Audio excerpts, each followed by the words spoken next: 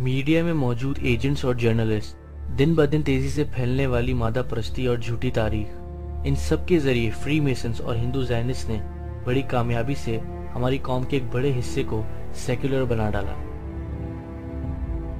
Secularism के हामी लोगों के दिलों में इस्लाम और पाकिस्तान के लिए वो अहमियत नहीं हो सकती जो एक ऐसे पाकिस्तानी के दिल में होगी जिसको अल्लाह सुब्हाना व तआला के अलावा किसी और के आगे सर झुकाना मंजूर ही ना हो।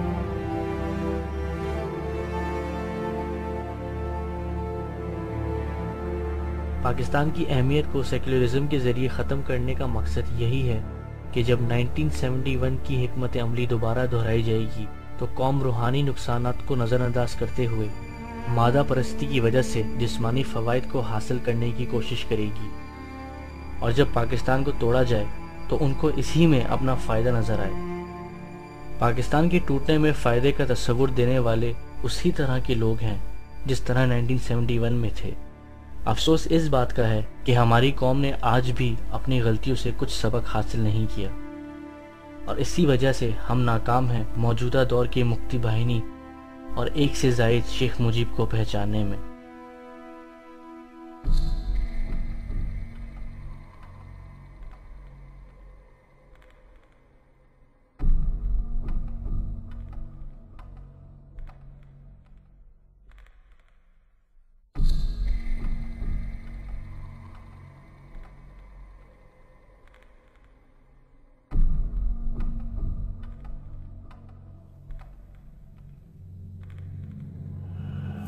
आप भी रब कहते हैं, हम भी रब कहते हैं। जिस रब को आप रब कहते हैं हम भी उसको रब कहते हैं। वो सब आलम का रब है।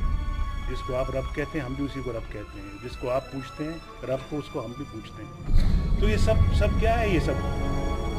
ये सिर्फ वो जो बीच में एक बॉर्डर आ गया बस वो, यानी कि एक बॉर्डर आया, बाकी तो आप हम उसी सोसाइटी के मेंबरान हैं। हम जो है वो एक ही कल्चर है, एक ही जो है वो हमारा जो है वो बैकग्राउंड है। मैं तो सूबों का बड़ा हामी हूँ। आओ मिलकर मेरे साथ जनूबी सूबा बनाओ पंजाब का। आओ मेरे साथ मिलकर भावलपुर का सूबा बनाओ। सबसे पहले उस पर मैं दस्तखत करूंगा।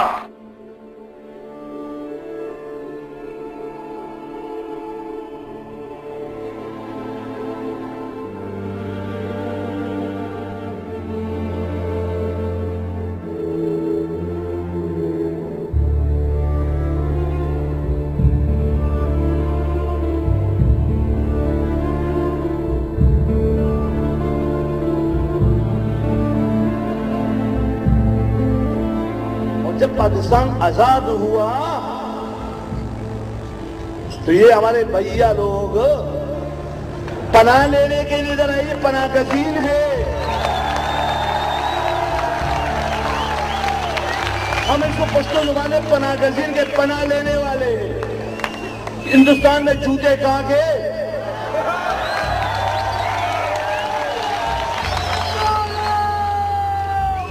जूते खाने वाले जब वहां न बच सके पनाह लेने के लिए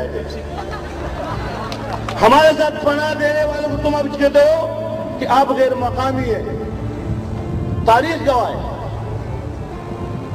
ये सोचना गुनाह है कि कराची से पुख्तून चले जाएंगे।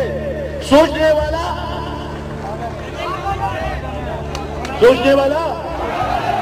पागल है। सोचने वाला पागल है। और पागल को पागल हाने में दो और या उसके मुंह पे चिमाट मारो।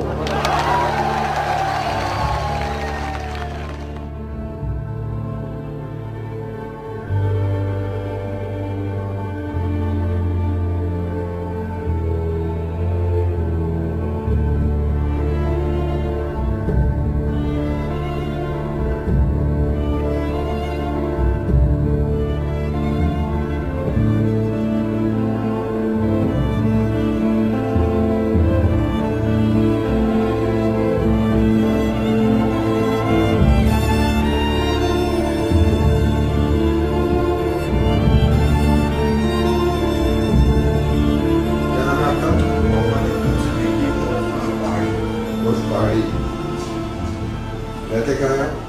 वारंगी टाउन एक मकान नंबर सेक्टर 7 है, मकान नंबर 11, औरंगी टाउन नंबर 1। किसी सियासी पार्टी से वास्ता है? MKM से। MKM कौन सा? AH? A ग्रुप से। कब से हैं MKM में? 86 में क्या आप थे MKM में? कौन सा यूनिट था आपका? 130। 130। औरंगी टाउन तो बहुत बड़ा है ना। औरंगी टाउन में यूनिट, ये कहाँ था यूनिट आपका? ये औरंगी टाउन में 1 नंबर कतर हॉस्पिटल है, ये पूरा इलाका। किसके कहने से आप MKM में शामिल हुए थे 1986 में? एक इलाके के थे, हमसे बड़े थे, असद। अच्छा, उसके बाद फिर आप 96 में, फिर उसके बाद क्या हुआ? फिर जिशान एक है PIB वाला, जी, वो फिर अपना एक नदीम नुसरत है लंदन में जी। उसके कहने से आप कहाँ चले गए थे? उसके कहने से मैं सिंगापुर गया था। अच्छा, वहाँ क्या किया आपने? सिंगापुर गए, सिंगापुर में जो है जिशान और मैं थे। वहाँ पर जो है नदीम नुसरत ने कोई बंदा भेजा था, जमील और जिम्मी। अच्छा, उन्होंने जो है पासपोर्ट लेके गए थे हमारा, उन्होंने वीज़े और टिकट जो है वो बनवाए, और वहाँ से जो है हमारे को इंडिया के लिए जो है फ्लाइट करवाई थी। इंडिया के लिए? जी। इंडिया किस जगह? दिल्ली के लिए। फिर हम दिल्ली गए। दिल्ली में जो है हम दिल्ली कैसे गए आप? By plane. पानी से गए, जहाज से गए? बाई प्लेन गया। फिर क्या हुआ इंडिया में? क्या हुआ वहाँ पर जब पहुँचे तो? दिल्ली में फिर सनी लड़का था एक, उसने रिसीव किया, वो ले गया। सनी का असल नाम क्या है? नहीं, असल नाम तो नहीं पता, सनी कहते थे। अच्छा, वो कहाँ का रहने वाला था? कराची का ही लड़का था। बेटा वो तो हो कराची के। नहीं, वैसे नहीं जानता था मैं कहाँ का है क्या है, पहली दफा देखा था। अच्छा, वहाँ फिर आपको किसने रिसीव किया एयरपोर्ट पे? सनी ने। फिर वो कहाँ ले गया आपको? वो फिर जो है हमारे को एक फ्लैट में ले गया दिल्ली में, वहाँ रखा था। कितने दिन रखा? तकरीबन 15 दिन हम गए होंगे। कौन था आपके साथ? जिशान और मैं। अच्छा, फिर जो है वहाँ से हमारे को तकरीबन 4-5 घंटे की फासले पे था, बस के जरिए ले गए थे। तो जंगल था दिल्ली से दूर, 4-5 घंटे। वहाँ पर जो है हमारे को ले गए थे, वहाँ कैंप लगा हुआ था। तो वहाँ जो है हमारी जो है अपना ट्रेनिंग हुई थी ना, वेपन वगैरह की, और ये तो वहाँ पर 4 लड़के थे। और वहाँ पर ट्रेनिंग जब हो रही थी तो वहाँ पर 4 लड़के और मौजूद थे। कहाँ के थे वो लड़के? वो कराची के थे। तो कितने आपके अरसे की ट्रेनिंग थी आपकी? 4 घंटे, 6 महीने, साल, 2 साल, 3 साल? 1 महीने। 1 मिनट ट्रेनिंग। उस ट्रेनिंग में आपको कौन इंस्ट्रक्टर वगैरह था, वो कौन था? आइडिया है कि जैसे इंडियन लोग थे ना, इंडिया में तो इंडिया के लोग होंगे ना, अमेरिका में फौजी थे। सिविल में थे। तो कोई इसका कोई लाजमी सी बात है जब आप ट्रेनिंग करोगे, किसी का कोई नाम भी तो ले रहा होता है ना किसी? हाँ, वैसे नाम ले रहे थे ना, जैसे एक राज था। राज? अच्छा, और रवि करके था, और शायद सलीम या ऐसे कुछ नाम था, इस तरह से था। अच्छा, आपने बताया राज, रवि, सलीम, सूरज भी था? हाँ, सूरज जी। क्या आपको ट्रेनिंग में क्या सिखाया गया? वेपन की थी, क्लैशनकोफ और ये pistol, grenade, rocket launcher, machine gun, MP3, G3, MP5, G3, इस तरह के होते हैं मतलब क्या उसमें, क्या ट्रेनिंग, वो तो है सारे वेपन्स के आपने नाम लिए, मतलब आपको इसमें क्या कि चलाना सिखाते थे, फोड़ना जोड़ना, बंद करना, चलाना, इसकी रेंज के बारे में, टारगेट के बारे में, इसकी ये चीज़ें सिखाते।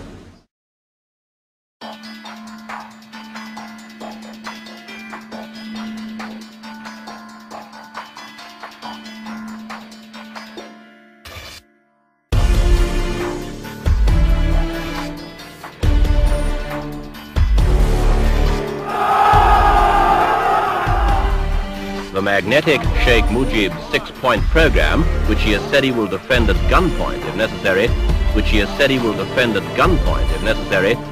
उसी दौर में अल्ताफ हुसैन ने मुहाजिर नौजवानों से कहा था कि वो असलहा जमा करें, क्योंकि उनके बकौल अगर मुहाजिरों को हुकूक न मिले तो वो हुकूक हासिल करने के लिए हर तरीका इस्तेमाल करेंगे। The division of the subcontinent was the greatest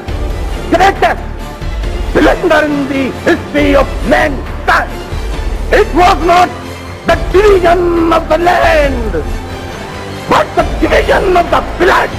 मैं इंडिया की गवर्नमेंट की पूरी टीम से, अपोजिशन से यह दरखास्त करूंगा कि जो पाकिस्तान की एस्टेब्लिशमेंट में आज के बाद अगर कोई ताना मुहाजिरों को, हिजरत करने वालों को ये दे, तो मैं इंडिया की हुकूमत और इंडिया के तमाम अपोजिशन से, तमाम ह्यूमन राइट्स पर बिलीव करने वालों से ये रिक्वेस्ट करूंगा कि खुदा के लिए आप उन्हें माफ करें और अपनी अपना